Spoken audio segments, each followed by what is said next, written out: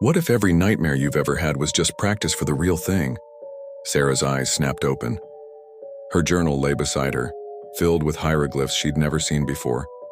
But somehow, impossibly, she could read every twisted symbol. The dreamer stirs, the vessel awakens. Her blood turned to ice. These were her own handwritten words, but she had no memory of writing them. "Marcus?" she called to her expedition partner.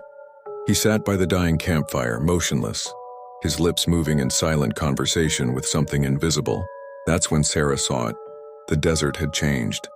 Where rolling dunes should have been, geometric shadow patterns stretched toward an impossible sight, an inverted pyramid boring into the earth like a massive obsidian drill.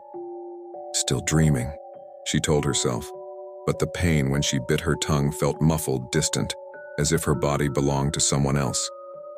Her pen began moving without permission, scrawling words across the journal pages. Time flows backward here. The 13 makers never died. They've been growing stronger with every human dream across millennia. I am the herald. I have always been the herald. Sarah tried to drop the pen, but her legs were already moving toward the inverted pyramid. With each step, the sand transformed into flesh-colored stone carved with pulsing veins. Marcus followed like a marionette, his movements jerky and unnatural. The pyramid's entrance breathed with cosmic rhythm, a mouth waiting to swallow them whole. Sarah managed one final entry as her consciousness began to fracture. The expedition was never about discovery. We were always their children coming home. The dream in the chamber wasn't the past, it was my future.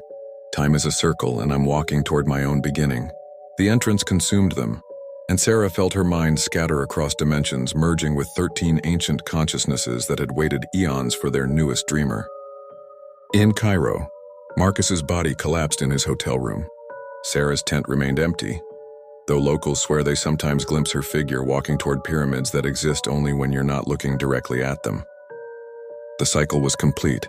The feeders had their herald, but in a dusty university office halfway across the world, another archaeologist was already studying Sarah's final transmission, her eyes growing wide with terrible recognition. The harvest begins in part 3. The Awakening Storm.